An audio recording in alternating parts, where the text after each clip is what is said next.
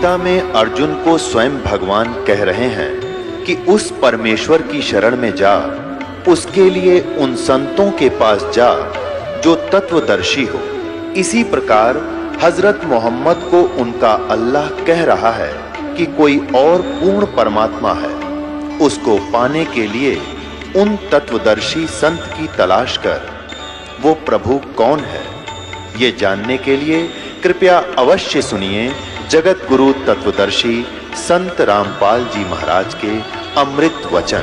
दर्शकों, इस पृथ्वी लोक में मृत्यु अटल सत्य है जिससे कोई भी अछूता नहीं है। लेकिन यदि आप पूर्ण संत की शरण में होते हैं तो वह पूर्ण संत आपकी आयु भी बढ़ा सकते हैं। आज हम आपको ऐसे ही शख्स से मिलवाने जा रहे हैं जिन्हें सुनकर आप दंग रह जाएंगे। ये हैं मोहन जी, जो बड़वानी मध्य प्रदेश के रहने वाले हैं। मोहन जी का कहना है कि मैं काल के मुंह में जाने ही वाला था, अर्थात मृत्यु को प्राप्त होने वाला था, परंतु संत रामपाल जी महाराज की कृपा से मुझे जीवन दान मिला है। क्या ऐसा सच में हो सकता है? आइए जानते हैं मोहन जी की कहानी उन्हीं की जुबानी। नमस्कार सर। सत साहेब। सर क्या नाम है आपका? मोहनदास। मोहनदास जी, आप कहाँ के रहने वाले हैं? ग्राम ऊंचावत, तहसील अंजड़, जिला बड़वानी, मध्य प्रदेश के रहने वाले। मोहनदास जी, संत रामपाल जी महाराज से नाम दीक्षा आपने कब ली? 19/11/2016 को लिया था। सर, संत रामपाल जी महाराज से नाम दीक्षा लेने से पहले आप क्या भक्ति साधनाएं करते थे? मैं भोलेनाथ के पूजा करता था मंदिर में, शिवालय में। हमारे घर से पास में 100 फीट की दूरी पे मंदिर बना था, पूजा करता था। पूजा करते करते ज़्यादा से ज़्यादा बीमार रहता था, तो इसलिए मैंने बंद कर दिया, वहाँ पूजा करना ही बंद कर दिया था। सर, फिर आप संत रामपाल जी महाराज की शरण में कैसे आए? गुरु जी की शरण में इससे आए कि हमारा एक भांजा रहता था बड़वानी में, वो गुरुजी से नाम लिया हुआ था, तो वो जब भी आता था हमारे बोलता था कि यार पर ऐसा मत करो, आप गुरुजी से सत्संग सुनो और उसके बाद गुरुजी की शरण में आओ तो आपको फायदा होगा। तो हमने बहुत दिन तक उसके सुनी और पुस्तक उसने हमारे को दी थी। एक पुस्तक भी पढ़ी हमने, एक ही पेज पढ़ा था और मेरे को अच्छा लगा वो, तो मैंने उसको बोला कि कल चलेंगे, अपने को संत रामपाल जी के या गुरु जी से नाम लेना है मुझे। मैं वहाँ से राजगढ़ गया था उसके भगत जी के साथ में, और वहाँ संत रामपाल जी महाराज का सेंटर खुला है, नामदान सेंटर। वहाँ से मैंने संत रामपाल जी महाराज से नाम दीक्षा लिया। सर, संत रामपाल जी महाराज से नाम दीक्षा लेने के बाद क्या आपको कोई लाभ भी प्राप्त हुए? हाँ, लाभ तो बहुत से हुए। पहला लाभ, संत रामपाल जी महाराज के शरण में रहने से मेरी लड़की की शादी बिना दहेज के ही बहुत अच्छे से हुई, और गुरु जी की कृपा थी, संत रामपाल जी महाराज की, जो अच्छे से शादी हुई और बिना दहेज के हुई, और कुछ भी मेरे को खर्चा नहीं आया उसमें। और एक लाभ ये हुआ कि मेरे को अभी बड़वानी हॉस्पिटल में भर्ती किया गया था। हल्का सा पेट में दर्द हुआ था इस साइड पे, तो मेरे को इधर एक डॉक्टर साहब ने बताया आपको अपेंडिज है, दूसरे ने बताया पथरी है, 7 mm का पथरी दिखाया था। बोले आपका ऑपरेशन भी हो सकता है। तो मेरे को 5 रोज में 50 बॉटल चढ़ चुके थे, 50 बॉटल लगे थे मेरे को हाथों में। उसके बाद में 5वें रोज मेरे को वापस उन्होंने बोले इसको इंदौर रेफर कर दो। इंदौर रेफर कर दिया। हमारे बच्चे ने कहा कि यहाँ पे नहीं ले जाना, इसको बड़ौदा ले जाएंगे। बड़ौदा ले गए। तो मैंने कहा कि पहले मेरे को गुरुजी के सेंटर पे ले चलो, संत रामपाल जी महाराज का नामदान सेंटर बड़वानी जिले में खुला है। तो मेरे को वहाँ पे ले गए, और वहाँ पे ले जाने के बाद जब मैंने प्रणाम किया और उसके बाद मेरे को बड़ौदा रेफर किया, तो 2 बजे मेरे को करीबन धीरज हॉस्पिटल में भर्ती कर दिया था। वहाँ पे करने के बाद मेरी सब जांचें नॉर्मल होती चली गई। डॉक्टर साहब बोले इनकी इसमें पथरी दिखाते हैं, इसमें अपेंडिज दिखा रहे हैं, तो बोले इसका सुबह से फिर और होगा ट्रीटमेंट, तो अभी तो इसको रेफर करो। तो मेरे को आईसीयू में 5-6 रोज तक रखा और 40-50 बॉटल वहाँ पे लगे। उसके बाद में फिर मेरे को तीसरे रोज बोला कि आपका फिर से एक्सरे और सीटी स्क्रीन होगी। सीटी स्कैन हुआ, उसके बाद में वो सब पूरे नॉर्मल आए तो उस रोज फिर और वापस रिटर्न मेरे को आईसीयू में कर दिया गया। आईसीयू में रखा 1 रोज और, तो संत रामपाल जी महाराज की ऐसी कृपा हुई कि रात के 2 बजे मेरे पलंग के पास खड़े हो गए आके और बोले कि बेटा तुम्हारा कल हम छुट्टी करवा देंगे, 9 बजे आप फिक्र मत करो। और वास्तव में 9 बजे उसके पहले डॉक्टर आके सब खड़े हो गए मेरे पास में, 4 5 6 डॉक्टर लगे थे। बोले यार इनका कुछ भी नहीं है, इनको अब मेडिसिन में रेफर करो और इनकी छुट्टी कर दो, इनको कुछ भी नहीं है, सब नॉर्मल हो रहा है। तो ये सब परमात्मा संत रामपाल जी महाराज की ही कृपा थी जो नॉर्मल हुआ मेरा, और मेरे को 9 बजे छुट्टी कर दिया वहाँ से। पहले तो मेरी रिपोर्ट में ऑपरेशन करने की स्थिति में मैं था कि पथरी का भी हो सकता है और अपेंडिज का भी हो सकता है, क्या है इसको, ये कह के मेरे को आईसीयू में भर्ती कर दिया। और उसके बाद में फिर मेरी डबल से जांच हुई। संत रामपाल जी महाराज मेरे को 2 बजे रात को आके कह गए कि बेटा आपको कुछ भी नहीं होगा और आपकी कल छुट्टी हो जाएगी। फिर मेरा डबल से चेकअप हुआ दूसरे रोज, और पूरी स्क्रीन सिटी स्किन हुई और सब पूरा एक्सरे हुए, सोनोग्राफी हुई, सब नॉर्मल हुई। ये सब संत रामपाल जी महाराज की ही कृपा से सब कुछ मेरे को हुआ, नॉर्मल हुआ। डॉक्टर सब सारे देखते हैरान रह गए, मेरे पलंग के आसपास सब खड़े होके पूछ रहे थे कि ये कैसे हो रहा है। कल तो इसको पथरी थी, अपने यहाँ की सोनोग्राफी में भी पथरी थी, बड़वानी के इसके हॉस्पिटल में भी पथरी थी, अपेंडिक्स थी, आज कैसे होगा ये। आप मेरे से डॉक्टर एक पूछ रहा था कि आप किसकी भक्ति करते, किसका नाम जाप कर रहे थे जब हम आपका चेकअप कर रहे थे। मैं संत रामपाल जी महाराज का ही नाम जाप कर रहा था। तो सब उन्हीं की कृपा से ये नॉर्मल हुआ, परमात्मा की देने जो मेरे को आज मैं यहाँ पे खड़ा हूँ। और दूसरा लाभ ये 4 मार्च 2018 को तो मेरी मृत्यु निश्चित हो गई थी। तो मेरे को 4 व्यक्ति जम के आए थे, मेरे दरवाजे पे खड़े थे। मेरी बच्ची थी एक अंजलि, और वो मेरी मिसेस भगतमती भी थी, साइड में खड़ी थी, वो बोल रही थी। मैं उसको बोला कि देखो ये मेरे को लेने के लिए आ गए हैं। तो बोले कि आपका दिमाग खराब हो गया है। बोले, मैंने कहा ऐसा कहीं नहीं है, ये आए हुए है। तो मैंने कुछ दिन पहले मैंने संत रामपाल जी महाराज का नाम लिखवा दिया था दरवाजे पे, सच साहेब करके।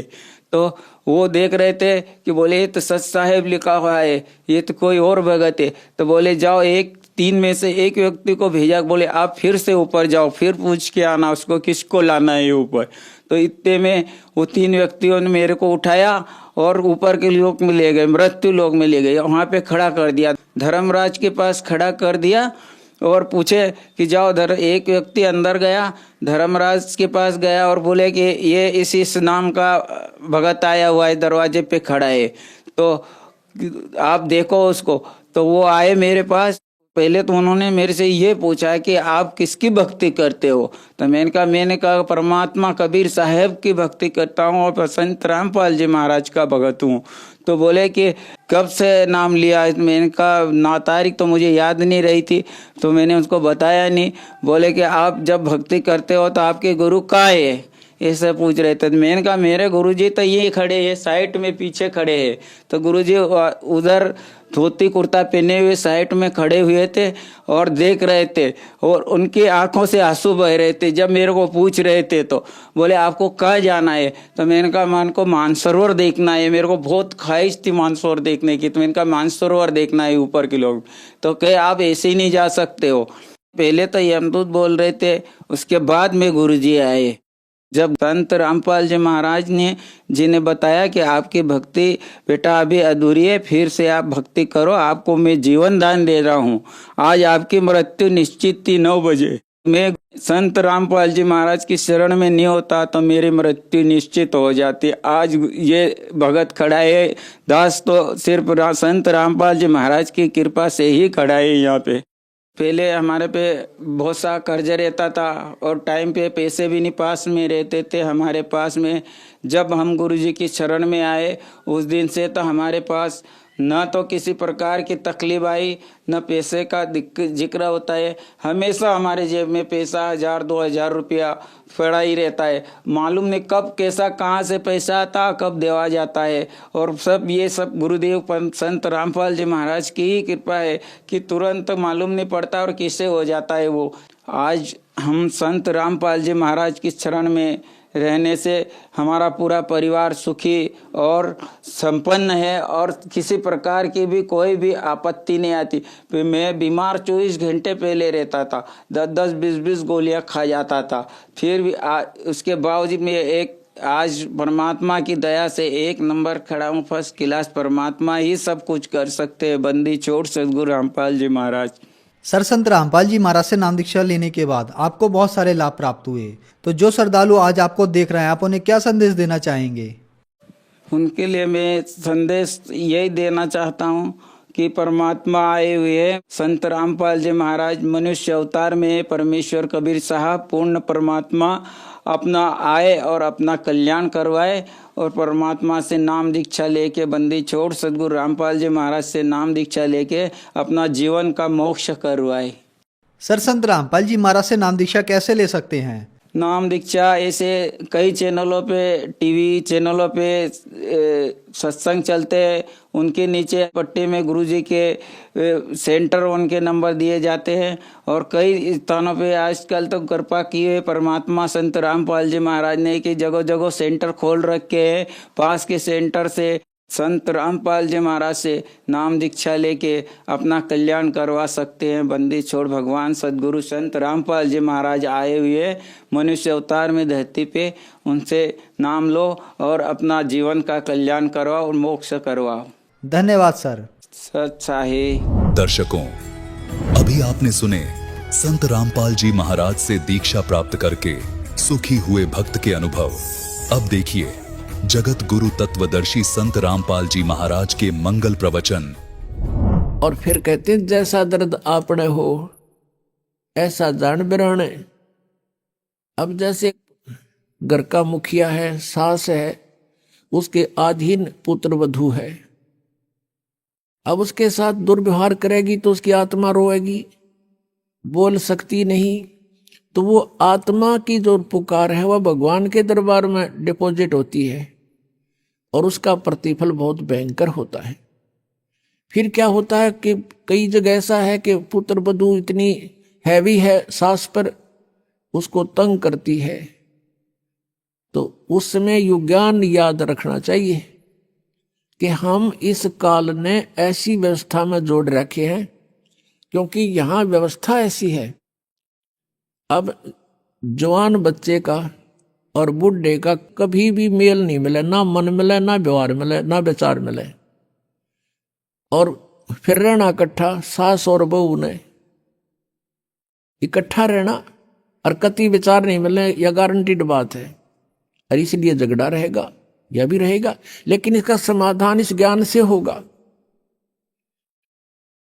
देखो, कोई भी घर में हानि करके प्रसन्न नहीं हुआ करता, कोई भी नुकसान करके राजी नहीं, लेकिन हो जाता है। और फिर उसके ऊपर एक दूसरे के साथ खींचातानी करे, तूने ऐसा कर दिया, तू ऐसा करता है, ये करता है। को बालक है उसने प्यार से समझा दे, लेकिन नुकसान जो होना है आपके भाग्य में पूर्व निर्धारित है, वो होके ही रहेगा। और वो नुकसान तो हो लिया और फिर वो झगड़ा बाकी रह गया, बेमतलब की टेंशन। जब आप परमात्मा की शरण में आ जाओगे ये हानि भी नहीं होगी आपके, सत्कर मान लेना। और इस ज्ञान से जब यो मन बकवाद करेगा, इस ज्ञान रूपी लगाम से यो रुकेगा। एक सास बहू थी, बुढ़िया बहुत लड़ा करती अपने पुत्र वधू के साथ, इकलौता पुत्र था। अब बेटा न्यू सोचा करता, भाई माँ की बात नहीं मानी तो माँ की आत्मा दुख पाओगी। वो भी अपनी पत्नी को ही धमकाया करता, गलती होती चाहे ना होती, माँ को प्रसन्न करने के लिए। और बुढ़िया बहुत कलियारी थी। अपने आत्मा एक परमात्मा लीला बख्शते हैं, करते हैं, दया करते हैं। एक बहन सत्संग में जाया करती थी, बुढ़िया माई, वो उनके घर चली गई, कुदरती परमात्मा भेजते हैं। और वह बुढ़िया लागरी कति श्लोक सुनान अच्छी बूंदी कहना अपनी पुत्र वधू को, और वह बेचारी बोल रहा नहीं। अब बोलूंगी तो फिर सामने अपने बेटे दगड़वाएगी, तो वह बेचारी चुप रहने में अपनी खैर समझ रही थी। अब उस बहन जो सत्संग में जाती थी, परमात्मा परमेश्वर के विचार सुनती थी, उसने सोचा ये तो नरक हो रहा है इनका घर। उसने उस बुढ़िया को सहज सहज प्यार से कहा, बहन सत्संग में चल लेगी? ना, हम नहीं जाया करा सत्संग में, ये तो उलगी जाया कर ठाली, जिन्हें कोई काम कोई ना। हर बुढ़िया ने काम बहुत लड़न का, और काम नहीं उसने, वो छूटे ना उससे। उसने फिर दूसरे तीसरे दिन फिर कहा कि आए एक बार मेरे साथ चल, कोई भी ना रही मेरे साथ चलने वाली, और मैं अकेली रहेगी, सत्संग में जाना है, जल्दी आ जावांगे। वह उसकी मुंह लागती सी थी, उस दिन वह बुढ़िया उसके साथ चलेगी। अब साथ चलेगी तो वह सत्संग सुना, सत्संग सुने तो पुण्यात्मा असर होया कर, ऐसी बात नहीं। जब तक हम कुएं के मेंढक बने रहेंगे, हम उसी क्रियाओं से लिप्त रहते हैं, वैसे ही विचार हमारे बने रहते हैं, और ज्यादा ही दुख और बुराइयां हमारे अंदर प्रवेश होती रहती है। बुढ़िया ने सुने विचार, उसकी तो एकदम जो है ना, एकदम परिवर्तन आ गया उसके अंदर। सचमुच हमने आपस में नहीं किसी को दुखी करना चाहिए। कथा सुनाई गई कि एक व्यक्ति था,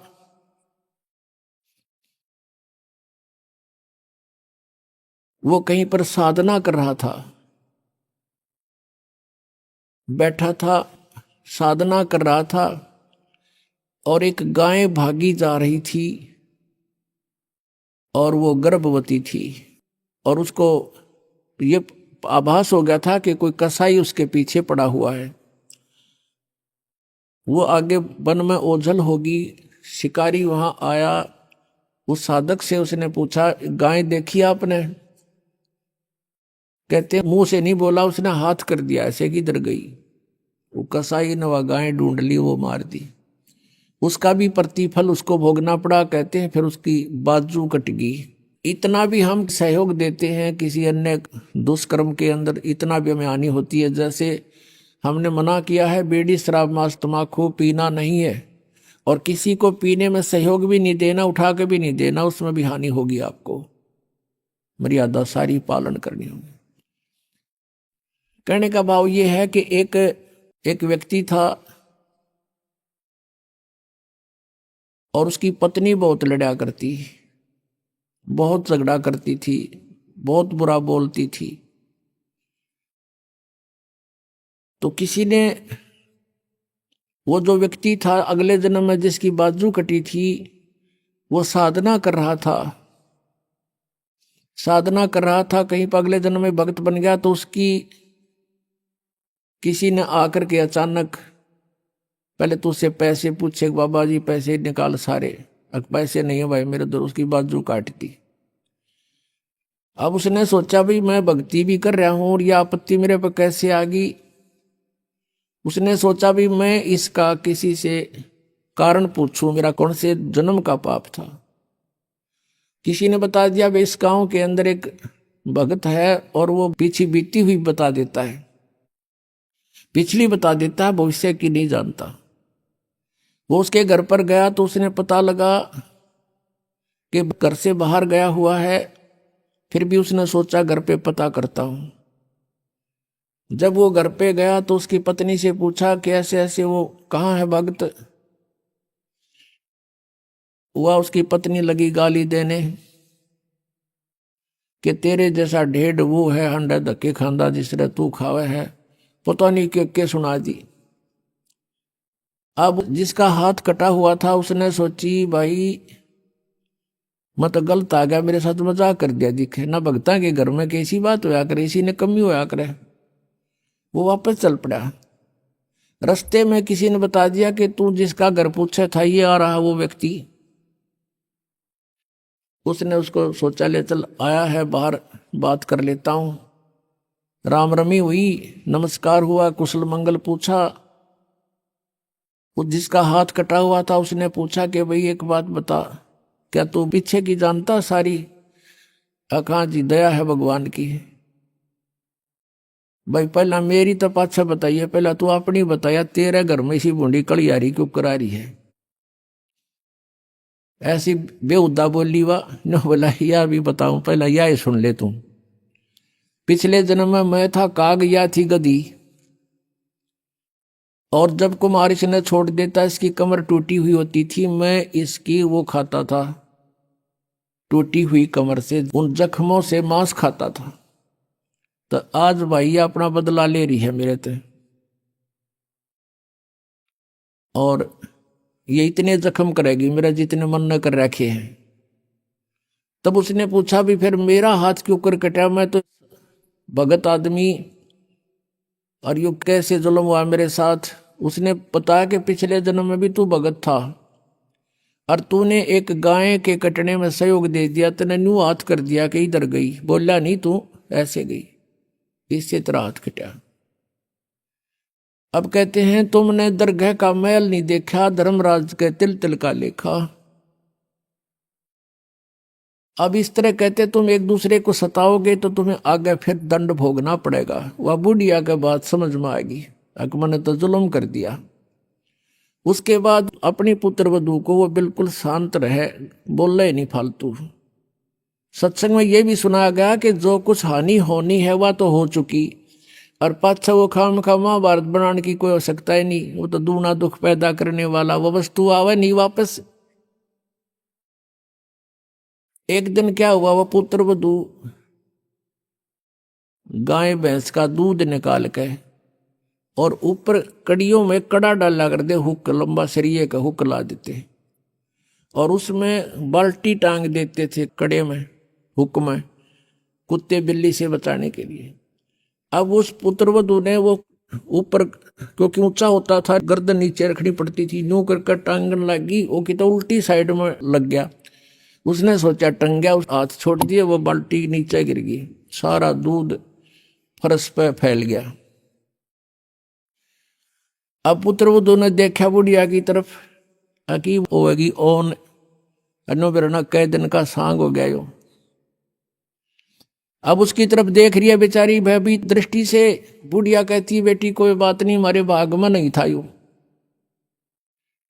और इसको उठा ले ऊपर ऊपर से और भैंस को ही डाल दे बेटा उसके चारे में। ये अपने भाग में नहीं था इसलिए गिर गया, कोई बात नहीं। अब उस पुत्र वधू ने सोचा आज बुढ़िया कौन सा स्टेशन पकड़ेगी, या तो कदे 16 बात बोलिया नहीं करती। काफी देर उसका जची नहीं, बुढ़िया फिर शुरू हो गया ऊपर ले मन तक कहती हो कदे। वह बुढ़िया खड़ी हुई, 7 लाख का बेटा ठा इसने और भैंस के चारे में डाल दे, कोई दिक्कत को नहीं। अब उसने सोची अपने बेटे ने बतावेगी, मेरे तो ना कहती होगी तो वो भी आ लिया, पुत्र भी उसका कोई जिक्र नहीं करा बुढ़िया ने। तब उस माई ने, उस बहन ने सोचा भाई इतना परिवर्तन आया क्यों कर इसमें, उसके चरण दबावे, सेवा करे। फिर पता चला कि बेटी मैं सत्संग सुन के आई हूं, और बेटा मैंने आज तक जो गलतियां की, तेरी आत्मा दुखाई बेटा, मैं माफी मांगू तेरे थे। वह पुत्र वधू रोन लागी न, बोली माँ कोई बात नहीं, अब तो माँ तुल्य हो और मेरे हित में ही कुछ कहती थी। उस दिन से पुत्र वधू ने भी नाम ले लिया, फिर धीरे धीरे उसके बच्चे ने भी नाम ले लिया, और घर में नरक के स्थान पर स्वर्ग हो गया। अब इस परमात्मा की वाणी से, ज्ञान से स्वर्ग तो यही हो जाएगा, और सतलोक हमने जाना है, फिर भक्ति करके वहां सतलोक चले जाएंगे, महासुख वहां हो जाएगा। तो इस प्रकार वो परमात्मा आकर हमें ज्ञान देता है, उसके ज्ञान से हमें पता चलता है। इसलिए कहा कि सत्संग की आधी घड़ी और तप के वर्ष 1000 तो भी बराबर है नहीं, कहे कबीर विचार। अब यहां बताते हैं परमात्मा कि ये स्थान तुम्हारा नहीं है, और तुम यहां ठेकेदार बन गए, मालिक बन गए। मालिक तो एक ही है, हम सब उसके बच्चे हैं, और उसने आपको जो संतान दी है वो उसके बच्चे हैं, आप मानो चाहे ना मानो। और आपने ये नहीं कि अपना कर्तव्य से दूर होना है, परमात्मा के बच्चे जान के उसके डर से उनकी सेवा करनी है। जिसका जितना भी जो आपका कर्तव्य कर्म है वो करना है। उनको पढ़ाना है तो पढ़ाना है, कपड़े वस्त्र की आवश्यकता वो भी व्यवस्था करनी है, विवाह शादी भी करनी है, तो परमात्मा के बच्चे जान के करनी है। और जब यहाँ से चलोगे, जैसे वो नौकरानी निकाल दी गई थी, उसके सपने में भी ना आया हुआ मेरी बेटी थी, तो पुण्यात्माओं ये स्थिति आपकी जब आवेगी ऐसी बात नहीं, क्योंकि ज्ञान से ही अज्ञान हटता है। हम अज्ञानवश आप एक कुर्ता पर आकर मन अपना मान लिया, किसी का बच्चा जा रहा हो है कहीं पर, और उसको तुम अपनी तरफ से कुर्ता पजामा पर आकर अपने घर बैठा लो, मेरा है ना जो मेरा है, या कोई बात हुई? तो हमने इस जीव को एक कुर्ता परा दिया बेटा और बेटी का, और अपना मान लिया अगना मेरे हैं, या कोई समझदारी की हमने। तो इस प्रकार हमारा इस ज्ञान से मन हटेगा, सच्चाई की तरफ पहुंचेगा। अभी तक तो हम देखा ज्ञानवश ही अपना मान लेते थे, शरीर अपनाए नहीं है तो हम दूसरे को अपना कैसे मान बैठे। तो क्या बताते हैं परमात्मा, आगे गए ना बावड़े ये रहते भी सब जान, बिन साहेब की बंदगी कहीं ठोड़े ठिकाना ना। जो यहां से मृत्यु को प्राप्त होकर चले गए उन्हें ताक बताया नहीं हम कहाँ गए, के बनी हमारे साथ। और जो शेष बचे हैं वो भी जाएंगे, बिन साहेब की बंदगी की तरह ठोर ठिकाना ना। आज तुमने अपनी आकार कोठी मान रखी है मेरी है, कल मृत्यु होगी, पुण्य कर रखे आप जाओगे स्वर्ग में, स्वर्ग का समय आपका निर्धारित होगा, वो पूरा होते ही वहां से कहेंगे चलो चलो नरक में, नरक का समय पूरा होता कहेंगे चलो चलो गधे की योनि में, गधे का समय पूरा होता मृत्यु होगी, मृत्यु होती चलो फिर कुत्ते की योनि में, कुत्ते की योनि भोगी फिर चलो मनुष्य की योनि में, मनुष्य की योनि में ये आप देख रहे हो क्या करते हो, ये करते खत्म होते फिर चलो नरक में। तो ये चलो चलो सतलोक में मिटेगी, और उसके मिटाने का प्रोसीजर अब हमें पता लग गया। अब इस चलो चलो के नाश करने का, समाप्त करने का हमें पता लग गया, वह विधि का पता लग गया।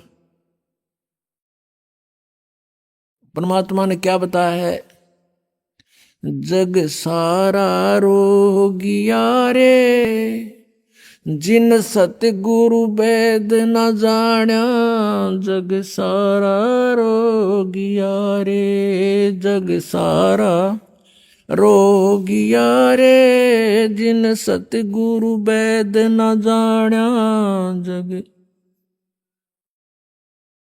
जग सारा रोगिया रे जिन सतगुरु वेद न जाण्या, जग।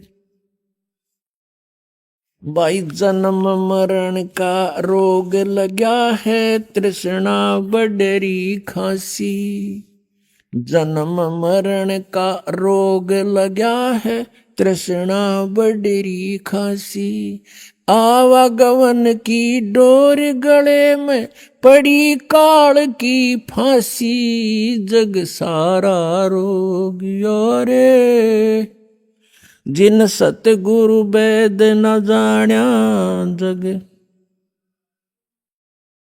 जग सारा रोगिया रे जिन सतगुरु वेद न जाण्या, जग सारा रोगिया रे। भाई सच्चा सतगुरु कोई न पूजे, इन झूठों जगपतियासी, सच्चा सतगुरु कोई न पूजे, इन झूठों जगपतियासी, अंधे की बाँ गही अंधे ने मार्ग कौन बतासी, जग सारा रोगिया रे जिन सतगुरु वेद न जाण्या, जग सारा रोगिया रे, जग सारा रोगिया रे जिन सतगुरु वेद न जाण्या, जग सारा रोगिया रे। भाई देखा देखी गुरु से बन गे, किया ना तत्व विचारा,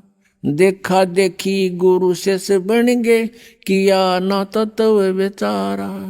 गुरु से दोनों के सिर पे काल ठोके पंजारा। जग सारा रो गया रे, जिन सतगुरु वेद न जाण्या। जग सारा रो गयो रे, जिन सतगुरु वेद न जाण्या। जग भाई सार शब्द सर जीवन बूटी, गैस गैस अंग लगावे। सार शब्द सर जीवन बूटी, गैस गैस अंग लगावे। कहे कबीर तुम सत कर मानो, ये जन्म मरण मिट जावे। जग सारा रो गया रे, जिन सतगुरु वेद न जाण्या। जग सारा रो गया रे, जिन सतगुरु वेद न जाण्या। जग सारा सार शब्द सर जीवन बूटी, गैस गैस अंग लगावे। सार शब्द सर जीवन बूटी, गैस गैस अंग लगावे। कहे कबीर तुम सत कर मानो, ये जन्म मरण मिट जावे। जग सारा रो गया रे, जिन सतगुरु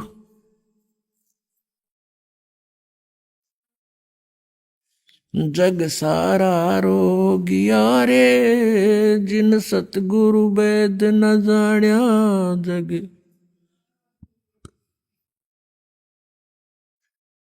अब इसमें ये बताया कि भाई जन्म और मरण का ये रोग लगा हुआ है आपके, और जब तक जन्म मृत्यु का रोग है जीव सुखी नहीं रह सकता। और ये आवागमन की डोर गले में और पड़ी काल की फांसी। फिर क्या बताते हैं कि सच्चा सतगुरु कोई नहीं पूजे, इन झूठों जगपतियासी। सच्चा संत परमेश्वर आए थे उस समय किसी ने मालिक को स्वीकार नहीं किया। और जितने ये झूठे लोग थे, परमात्मा कहते थे कि ब्रह्मा विष्णु महेश ये नासवान हैं, इनकी जन्म मृत्यु होती है। और इन तीनों गुणों की भक्ति में ये भूल रहा संसार। कह कबीर निज नाम बिना कैसे उतरो पार। तो इस बात का विरोध करवा दिया उन झूठे गुरुओं ने कि कबीर झूठ बोलता है, ये जुलाहा है, क्या जाने संस्कृत को। क्योंकि संस्कृत के पढ़ने वाले ब्राह्मण अधिकारी होते थे। परमात्मा कहा करते थे कि सच्चा सतगुरु कोई ना पूजे, झूठों जगपतियासी। इन झूठों पर विश्वास किए बैठे हैं और अंधे की बाँ पकड़ रहा अंधा। इनके गुरु भी अंधे और अनुयायी तो अंधे होते ही हैं, वो गुरु जी के अनुसरण करते हैं। अंधे की बाँ गई अंधे ने मारे कौन बतासी। अपने आत्माओं, हमारा पवित्र हिंदू धर्म में जन्म हुआ और हम श्री राम, श्री कृष्ण, विष्णु और भगवान शंकर को जैसा लोक वेद हमने इनकी कथा सुन रखी थी, इनके बारे में सर्वेश्वर मानते थे, सर्व पाप नाशक जानते थे, समर्थ शक्ति मानते थे, सारे ब्रह्मांडों का रचनहार मानते थे, अजन्मा मानते थे। तो किन्होंने बताया? नकली गुरुओं ने, अंधे गुरुओं ने, जिन्हें वो स्वयं भी अंधे थे, हमें भी हाथ पकड़ दिया कि हमें सब कुछ दिखाई देता, आ जाओ हमारे पीछे पीछे। जबकि उनकी जीवनी में लिखा है कि ब्रह्मा विष्णु महेश नासवान है। पुणात्माओं, ये कंसेप्ट क्लियर करना अति आवश्यक हो जाता है, क्योंकि ये बहुत बड़ा अज्ञान हो गया है। और इस अज्ञान का नाश करने के लिए जरा सा भी कोई लूज पॉइंट रह गया तो जीव समझ नहीं सकेगा और नकलियों का दाव लग जाएगा। देखो ब्रह्मा विष्णु महेश को तो नासवान बताता है, और भी ये प्रमाण दिखा दूंगा, आप पे चुप कर दोगे उनको कि देखो ये तो पुराणों में लिखा है, क्या ये अपने आप बता रहे हैं? तो वो दुष्ट जो अभी तक आग लगाते आए हैं समाज में, उनकी दाल निकलेगी।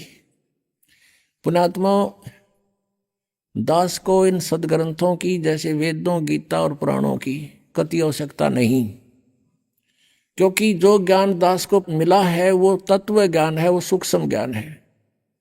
और कहते हैं ये चारों वेद सूक्ष्म वेद के पूता, वो सूक्ष्म वेद के पुत्र हैं ये, यानी पूर्ण कंप्लीट ज्ञान तो उसके अंदर है। बाकी वेदों में इनकम्प्लीट नॉलेज है बिल्कुल सही जितना लिखा है, लेकिन अधूरा है। जैसे मैट्रिक का सिलेबस होता है वो गलत नहीं होता, लेकिन वो एमए बीए पीएचडी का नहीं होता। और पीएचडी एमए वाले में नीचे का भी सारा ही कुछ होता है। लेकिन ये सदग्रंथ आपके लिए रखता है ये दास। ये मेरी लालटन है अंधे वाली। एक अंधा व्यक्ति रात्रि के समय चला जा रहा था खेतों में, जंगल में। आगे से बच्चे आ रहे थे शोर मचाते हुए, उछल कूद करते हुए। उस अंधे सूरदास ने कहा, बच्चा देखना देखना भाई, मैं अंधा हूं, ध्यान से चलना बेटा। और लालटेन ले रखी हाथ में जगती हुई। उन्होंने पूछा कि बाबा सचमुच आप अंधे हो? वो चारों तरफ घूम गए, हाँ बेटा मैं अंधा हूं। फिर लैंप किस लिए ले रखा आपने? कि तुम आंखों वालों के लिए कहीं मेरे में टक्कर मार दो, बुढ़े दे ही तोड़ दो। 20 रोशनी में तुम मुझसे टल जाओ एक तरफ से, मुझे ना कोई हानि पहुंचा जाओ, अंधेरे में दो खेत है। इसलिए ये लालटेन आपके लिए रखिए बेटा, आंखों वालों के लिए।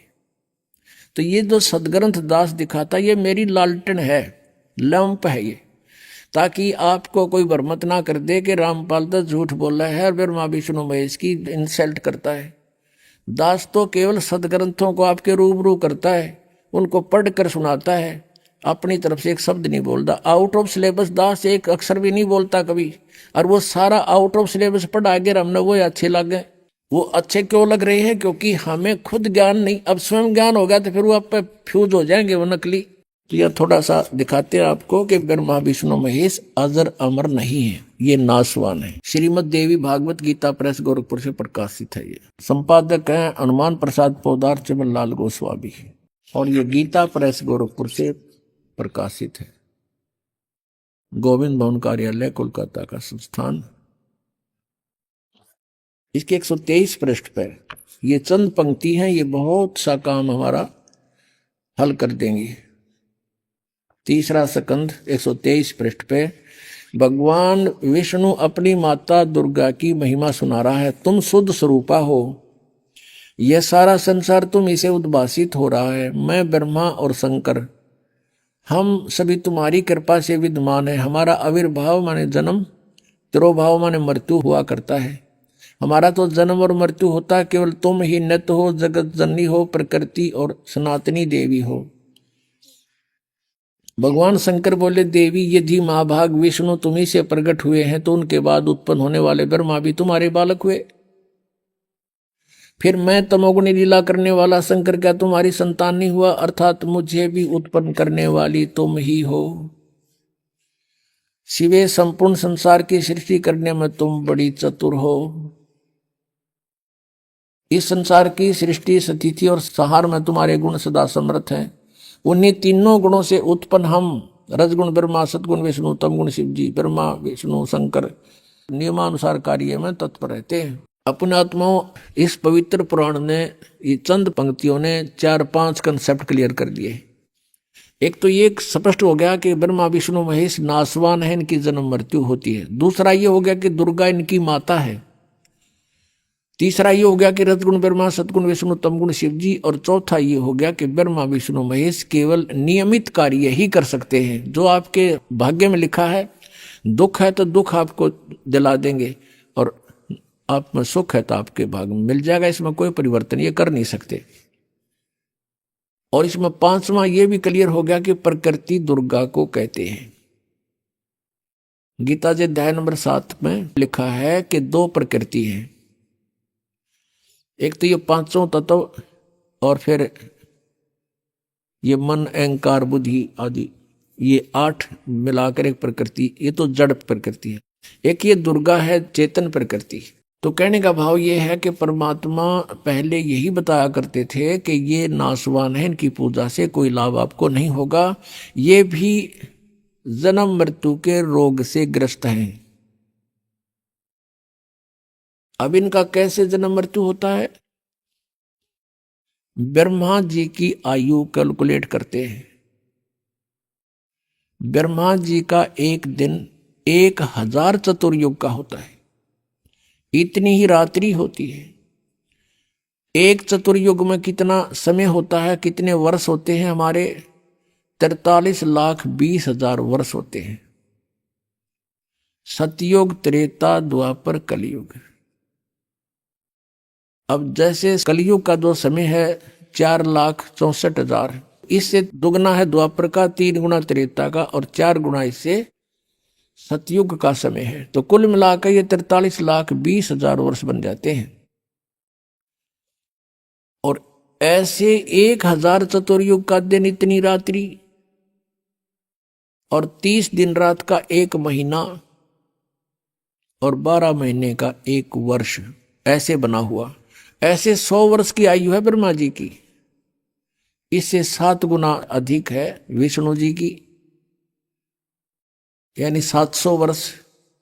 और विष्णु जी से 7 गुना भगवान शिव की, शंकर की, यानी 4900 वर्ष, ऐसे बने हुए वर्ष। और फिर भी इनकी मृत्यु। और जब 70,000 बार ये शिव मर लेगा, शिव जो ब्रह्मा से 49 गुना ज्यादा आयु रखता है, 70,000 बार ये मर लेगा, 70,000 बार, तब एक ब्रह्मांड का विनाश होगा। अब ये काल कहाँ रहता है? इस ब्रह्मांड के सुन शिखर में, ऊपर के सबसे टॉप मोस्ट प्लेस जो इस ब्रह्मांड का है, वहां ये अलग से रहता है, अपना गुप्त रहता है। और वहां से जब नीचे आता है तो अपने पुत्रों का रूप बनाता है, कभी ब्रह्मा का रूप बना लिया, कभी विष्णु का, कभी शिव का। तो यह वहां रहता है। जब 70,000 बार यू त्रिलोक की शिव मर लेगा, तमोगुण शिव, तब एक ब्रह्मांड का विनाश होगा। और ये ब्रह्म, इस ब्रह्म को सरपुरुष भी कहते हैं, सरपुरुष, सरब्रह्म। गीता जी अध्याय नंबर 15 के श्लोक नंबर 16 में सरपुरुष और अक्षर पुरुष, ये 2 प्रभु बताए, 2 स्वामी। और इनके तथा इनके अंतर्गत जितने भी जीव हैं, उनके सबके स्थूल शरीर नाशवान है, जीवात्मा नहीं मरती। सब प्राणी नाशवान है, जीवात्मा नहीं मरती। वो तो सबके नहीं मरती, कुत्ते को दे के भी अमर है। और उधर से फिर 17वें श्लोक में कहा है 15वें अध्याय के गीता जी में कि उत्तम पुरुष है तू अन्य परमात्मा इति उदाहरते है। वो वास्तव में परमात्मा तो इन दोनों से अलग है, सरपुरुष और अक्षर पुरुष से। उसी को भगवान कहते हैं। परमात्मा माने भगवान। भगवान का अर्थ होता है जो केवल सुख दे, दुख ना दे, उसको परमात्मा कहते हैं। और फिर कहा कि वही तीनों लोकों में प्रवेश करके सबका धारण पोषण करता है, वो है अविनाशी भगवान। अब जैसे गीता जी अध्याय नंबर 4 के श्लोक नंबर 5 और 9 में, अध्याय नंबर 2 के श्लोक 12 में, अध्याय नंबर 10 के श्लोक नंबर 2 में, ये गीता ज्ञान दाता श्री कृष्ण में प्रवेश करके बोल रहा है। ये सरपुरुष ब्रह्म ये कहता है कि अर्जुन, तेरे और मेरे बहुत जन्म हो चुके हैं, तू नहीं जानता, मैं जानता हूं। मेरे जन्म और कर्म अलौकिक है। इसके जन्म कैसे अलौकिक है और कर्म कैसे अलौकिक है? इसके जन्म ऐसे अलौकिक हैं जैसे मृत्यु होगी, एक ब्रह्मांड का विनाश हुआ, सभी प्राणियों का नाश हुआ, सभी तत्व आपस में बिल्कुल इसमें आग लग जाएगी एक ब्रह्मांड में, और इसमें कण कण धूल धूल हो जाएगी। फिर अपने हिसाब से जैसे परमात्मा ने पहले इन सब पृथ्वी को उत्पन्न किया, सब जल सब तत्व बनाकर दे दिए, फिर विधान बनाकर छोड़ दिया, इसलिए ये सारे प्राणी नेक्स्ट ब्रह्मांड में चले जाते हैं ऑटोमेटिक परमात्मा के विधान अनुसार। और उसमें दुर्गा की भी मृत्यु होती है और ब्रह्म इस काल की भी मृत्यु हो जाती है, जब 70,000 बार युग काल का पुत्र शिव मर लेगा। और ये एक युग होता है किसका? अक्षर पुरुष का। ये एक युग हो गया अक्षर पुरुष का। ओहो, अब फिर क्या होगा कि यहां से सभी प्राणी दूसरे ब्रह्मांड में चले जाएंगे। 21 ब्रह्मांड है इस काल के पास। उस ब्रह्मांड में जाते ही परमात्मा ने विधान बना रखा है कि इन दोनों का, दुर्गा का और इस ब्रह्म का, अपने आप युवा शरीर निर्मित हो जाता है वहां जाते ही। अभी आपने सुने संत रामपाल जी महाराज के मंगल प्रवचन। आइए अब सुनते हैं संत रामपाल जी महाराज से नाम दीक्षा लेकर सतभक्ति करके अद्भुत लाभ प्राप्त करने वाले अनुयायी के विचार। दर्शकों, आज हम आपके साथ ऐसी श्रद्धालु का अनुभव साझा करने जा रहे हैं जिसको सुनकर आपके जहन में एक सवाल अवश्य खड़ा होगा कि इतनी भक्ति करने के बाद भी इतने कष्ट क्यों होते हैं। भावना सोलंकी जी की कहानी भी कुछ ऐसी ही है, जो पुणे महाराष्ट्र की रहने वाली है। ये अपने जीवन में तमाम तरह की भक्ति साधनाएं किया करती थी और भूत प्रेतों की समस्या से भी निजात पाना चाहती थी। इनकी ये सभी समस्या संत रामपाल जी महाराज जी से नाम दीक्षा लेने के बाद ही समाप्त हुई। भावना जी का कहना है कि संत रामपाल जी महाराज से नाम दीक्षा लेने के बाद आज मैं पूर्ण रूप से स्वस्थ हूँ। आइए सुनते हैं भावना जी की कहानी उन्हीं की जुबानी। नमस्कार जी। नमस्कार। क्या नाम है जी आपका? भावना सोलंकी। कहाँ से हैं जी आप? मैं पुणे से आई हूँ। क्या करते हैं आप? मैं अभी स्टडी कर रही हूँ, मेरा प्लेन ग्रेजुएशन चल रहा है, बीएससी कर रही हूँ और उसके साइड बाय साइड मैं एविएशन एंड ट्रैवल मैनेजमेंट का भी कोर्स कर रही हूँ। संत रामपाल जी महाराज से कब जुड़े? संत रामपाल जी महाराज जी से हम 2006 में जुड़े हैं। संत रामपाल जी महाराज से नाम दीक्षा लेने से पहले आपका जो पारिवारिक भक्ति का माहौल क्या रहा है? क्या भक्ति साधना करते थे आप? संत रामपाल जी महाराज जी की शरण में आने से पहले मेरे दादाजी, जो कि एक शिव भक्त थे काफ़ी बड़े, और वो एक किस्म से पंडित थे, जो कि मतलब सारे लोगों का झाड़ फूक करना वगैरह, तो हम भी उन्हीं को फॉलो करते थे। और कुलदेवी जी जो हमारी माता जी दुर्गा जी थी, तो हम उनकी भक्ति साधनाएं करते थे। और अन्य भी जितने देवी देवताएं हैं उनकी भक्ति साधनाएं, पूजा अर्चनाएं हम करते थे, उनके व्रत वगैरह करते थे, ये सारी चीज़ें करते थे। तो फिर जब आप साधना कर ही रहे थे तो फिर संत रामपाल जी महाराज जी की शरण में आने की क्या जरूरत आन पड़ी? वो साधनाएं हम कर रहे थे, लेकिन जब हमने संत रामपाल जी महाराज जी का सत्संग सुना तब हमें पता चला कि ये जितनी भी साधनाएं हम कर रहे हैं, ये सब हम बस एक कहीं सुनी पे कर रहे हैं कि इसने बोला उसने बोला, उस आधार पे कर रहे थे। हमारे पास में कोई बेस नहीं था, कोई प्रूफ नहीं था कि जो चीज़ हम कर रहे हैं क्या उसका कोई सबूत भी है, क्या वो हमारे शास्त्रों के आधार पे है।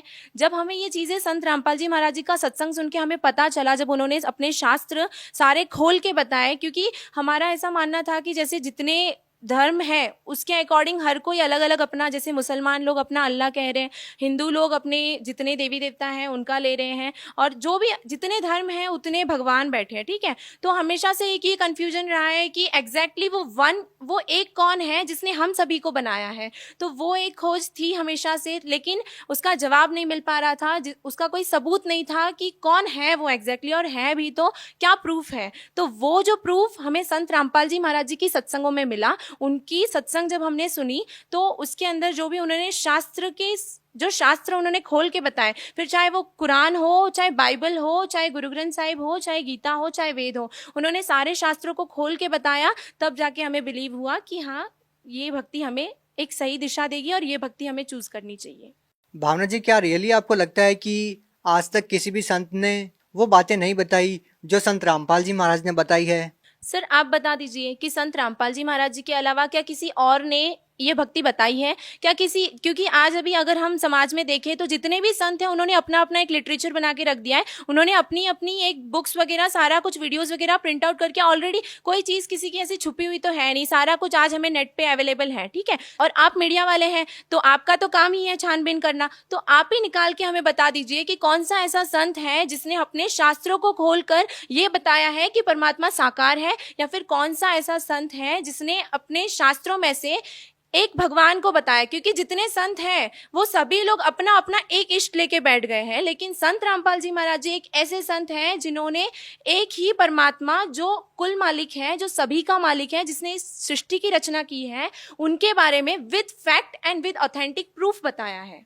भावना जी, काफी लंबा अरसा हो गया है आपको संत रामपाल जी महाराज जी से नाम लिए हुए। हम आपसे जानना चाहेंगे कि संत रामपाल जी महाराज जी से नाम दीक्षा लेने के बाद आपको क्या क्या लाभ मिले?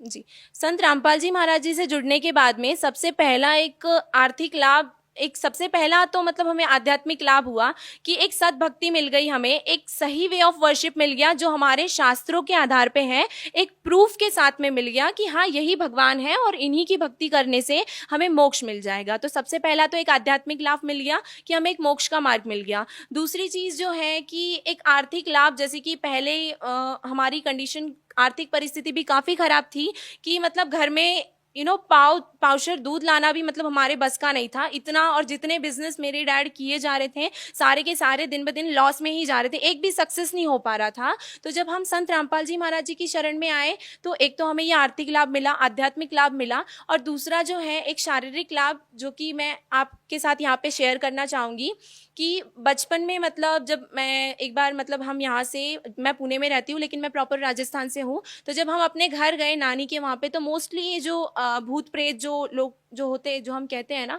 वो होता ही है मोस्टली गाँवों में, ठीक है। तो हम वहाँ पे गए और जैसे कि मेरी बोलने की बहुत ज़्यादा आदत है तो उस कारण से वहाँ पे कुछ लेडीज़ें बैठी हुई थी तो उनके सामने ऐसे बहुत कुछ मैंने बोल दिया जिस कारण से उन्होंने ऐसे मुझे कैच कर लिया था। तो वो राइट फ्रॉम चाइल्डहुड मेरे साथ में आ रहा था, बचपन से ही आ रहा था। जैसे कि मेरी फिर वो मतलब रात में जब मैं सो रही होती थी तो वो आके मेरी मम्मा को परेशान करते थे कि मुझे दूध पिलाओ, ये करो, नहीं तो मैं आपकी बेटी को मार डालूंगी, ऐसा ऐसा मतलब काफ़ी सारी चीज़ें मम्मी ने फेस की है। तो वो मतलब मेरे ऊपर आके मेरी मम्मा डैडा को भी परेशान करते थे वो सारे जो आत्माएं जो होती थी। उसके बाद में फिर मेरे मम्मी पापा मुझे कुछ ऐसे जो पंडित जो होते हैं उनके पास लेके गए, क्योंकि उस समय हम संत रामपाल जी महाराज जी की शरण में नहीं थे। तो वहाँ पे जाने के बाद में उन्होंने कुछ ऐसे झाड़ फूक किया और कुछ धागे वगैरह बांध दिए, जिसके चलते कुछ टाइम तक मुझे आराम रहा। लेकिन फिर मेरी लाइफ में एक मोड़ ऐसा आया जब मैं 9th में थी, तब एक टाइम ऐसा आया कि वो चीज़ मतलब मुझे बहुत ज़्यादा सताने लगी। वो जो प्रेत की बाधा थी वो काफ़ी ज़्यादा सताने लगी। मतलब रात में जैसे ही 12 बजते थे हमेशा एक डोर बेल हमारा बज जाता था, जब डोर खोल के देखो तो वहाँ पे कोई नहीं मिलता था। ऐसी बहुत सी चीज़ें मैंने देखी है। उसके बाद में भी मतलब जैसे कि घर में अगर मैं बैठी हूँ तो मुझे ऐसे परछाई बिल्ली की वगैरह चलते हुए दिखाई देती थी, और जब मैं मम्मी पापा को बताती थी तो वो कहते थे कि नहीं यहाँ पे कुछ है ही नहीं। फ्रेंड्स को बताती थी तो वो भी बोलते थे कि नहीं ऐसा कुछ नहीं दिख रहा है हमें।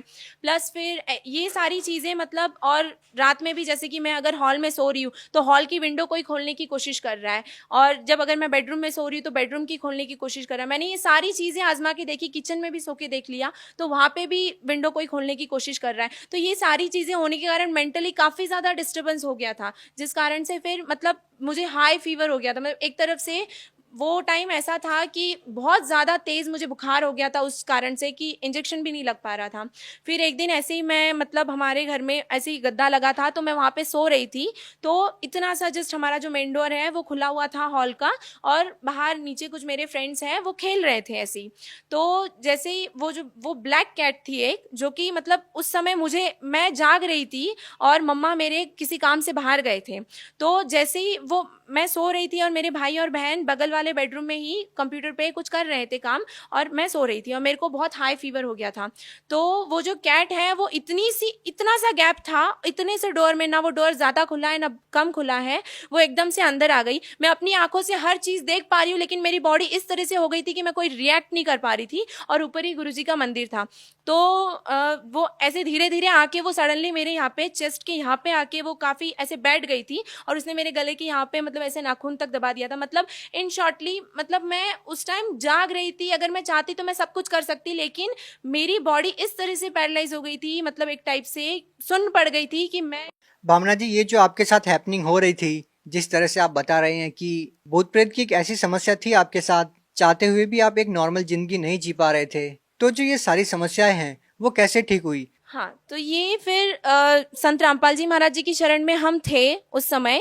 तो फिर जब ये सारी चीज़ें हुई तो घर पे फिर मेरे पापा मम्मी जब आए तो उनसे ये सारा फिर इंसिडेंट शेयर किया। मम्मी ने पापा को बताया कि ऐसा ऐसा हुआ आज, ये वो सब कुछ उनको बताया कि आज ऐसा ऐसा हो गया, अगर मैं राइट टाइम पे नहीं आई होती तो पता नहीं क्या हो जाता।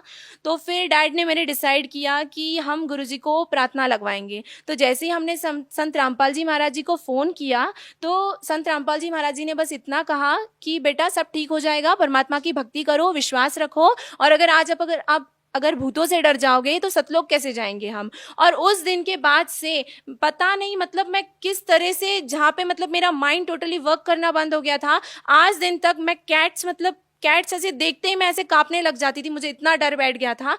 आज दिन तक कभी मेरे सामने ऐसा कोई किस्सा नहीं आया है, ना ही कोई ऐसी चीज़ मैंने वापस देखी है। बहन जी, ऐसा भी सुनने को मिला कि संत रामपाल जी महाराज विश्व के सभी धर्मगुरुओं को एक मंच पर आने के लिए न्योता भी दिया, और उन्होंने काफी संतों के साथ ज्ञान चर्चा भी की है मीडिया के माध्यम से। तो उसका रिजल्ट क्या निकलता है? आपके विचार में जो वो ज्ञान चर्चा है वो कितनी सार्थक रही और उसका क्या परिणाम निकला? संत रामपाल जी महाराज जी ने जब सारे विश्व के जितने धर्मगुरु हैं, नॉट ओनली सिर्फ इंडिया ही की बात नहीं ले रहे हम, सारे विश्व के जितने धर्मगुरु हैं सभी को आमंत्रण दिया था, ठीक है। तो जितने भी यहाँ पे ज्ञान चर्चा करने के लिए आए, अगर वो रियल होते, अगर उनके पास सच में कोई ज्ञान होता ना, तो शायद वो डिबेट और आगे तक जाती। लेकिन जब उनके पास में कोई फैक्ट के साथ, कोई प्रूफ के साथ उनके पास कोई ज्ञान ही नहीं था, तो फिर वो क्या डिबेट करते। और इस चक्कर में ये डिबेट ज्यादा देर तक भी नहीं चल पाया, क्योंकि जब उनके पास कोई ज्ञान ही नहीं है तो वो क्या डिबेट करें। आपका मानना है कि क्या संत रामपाल जी महाराज ने सभी धर्मगुरुओं को निरुत्तर कर दिया? जी हाँ, बिल्कुल। संत रामपाल जी महाराज जी ने सभी को निरुत्तर किया है, वो भी अपने मन से नहीं, उन्हीं की किताबों से, अपने ही हिंदू धर्म के या फिर जितने भी धर्म हैं, अपने ही शास्त्रों को लेके उन्हें निरुत्तर किया है। संत रामपाल जी महाराज जी के बारे में और कुछ कहना चाहेंगे, क्योंकि आपने काफी लंबा अरसा संत रामपाल जी महाराज जी के शरण में रहते हुए हो चुका है, कोई और लाभ बताना चाहेंगे आप? जी हाँ, एक्चुअली मेरी जो छोटी बहन है, जिनको सर मतलब हेड में यहाँ पे सेंट्रल पार्ट पे एक कीड़ा लग गया था, जो कि फिर उसने धीरे धीरे इतना प्रोग्रेस कर लिया कि वो ऑलमोस्ट उनका पूरा माइंड उन्होंने खा लिया था। तो जब हम डॉक्टर्स के पास गए तो डॉक्टर्स ने बोल दिया कि ये बच्ची ज़्यादा बचेगी भी नहीं। उस टाइम वो काफ़ी छोटी थी, लाइक 4 से 5 साल की होगी, तो वो काफ़ी छोटी थी। तो डॉक्टर्स ने भी बोल दिया था कि ये बचेगी नहीं, एक तो छोटा सा बच्चा है, उसका माइंड कितना है, तो वो ऑलमोस्ट पूरा खा लिया था। फिर जब डॉक्टर्स ने बोल दिया कि वो बचेगी नहीं, तो हमें टेंशन होने लगी। हमने संत रामपाल जी महाराज जी के यहाँ पे प्रार्थना लगवाई, उन्हें आश्रम लेके गए हम। तो आश्रम लेके जाने के बाद गुरुजी ने उनको आशीर्वाद दिया और उन्हें एक चरणामृत का बॉटल दिया और प्रसाद दिया, और गुरुजी ने बोला कि बेटा भक्ति करो, परमात्मा सब ठीक कर देगा। तो फिर जब हम हॉस्पिटल गए तो उनसे गुरुजी ने बोला कि साइड बाय साइड आप ट्रीटमेंट भी चालू रहने दो। तो हमने उनका ट्रीटमेंट चालू रहने दिया। तो कुछ ही महीनों में या फिर 1-2 महीने में वो पूरा क्योर हो गया। उसके बाद में क्योर हो गया तो डॉक्टर भी शॉक रह गया कि ये ऐसे कैसे हो गया, सेम डॉक्टर वो शॉक हो गया। फिर उसके बाद में डॉक्टर ने बोला कि ठीक है, ठीक तो हो गए हो, लेकिन इनको बाल नहीं आ पाएंगे, बिकॉज ये जो हैंड पे जो अपना स्किन होता है ना, एग्जैक्टली ऐसा स्किन उसके सर में बन गया था। तो डॉक्टर्स ने बोला कि हेयर्स का आना पॉसिबल ही नहीं है। फिर हमने गुरुजी को प्रार्थना लगवाई कि गुरुजी डॉक्टर्स ऐसा ऐसा बोल रहे हैं। तो गुरुजी ने बोला कि कैसे नहीं आएंगे, जब परमात्मा साथ है तो फिर आप क्यों डर रहे हो। और आज अगर आप उनके हेयर्स देखोगे ना, उनके हेयर्स घुटनों तक गिरते हैं। इतने लंबे बाल मेरे घर में किसी के नहीं है। बहन जी, आपसे एक और बात जानना चाहेंगे कि आध्यात्मिक लेवल पर जब हम संत रामपाल जी महाराज जी के बारे में जानते हैं तो लाखों लोग सामने निकल कर आते हैं कि उनका शारीरिक, मानसिक, आर्थिक किस तरह से उनको लाभ मिला है। यही हम बात करें उनके सामाजिक उत्थान के बारे में, तो हम आपसे जानना चाहेंगे कि संत रामपाल जी महाराज का सामाजिक उत्थान में क्या योगदान रहा है।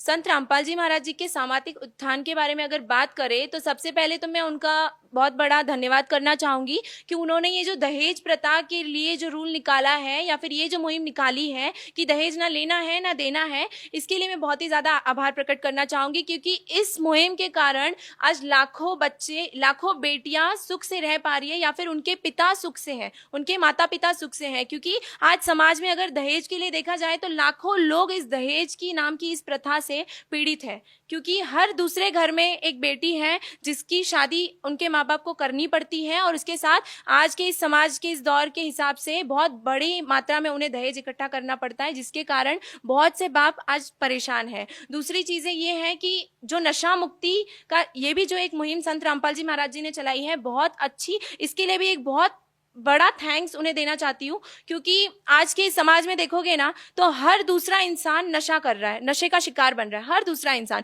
किसी को कोई स्ट्रेस आ गया तो वो इंसान नशा कर रहा है। लेकिन संत रामपाल जी महाराज जी की शरण में आकर ये जो नशा मुक्ति की जो मुहिम है, ये काफी ज्यादा लाभदायक है। धन्यवाद। धन्यवाद।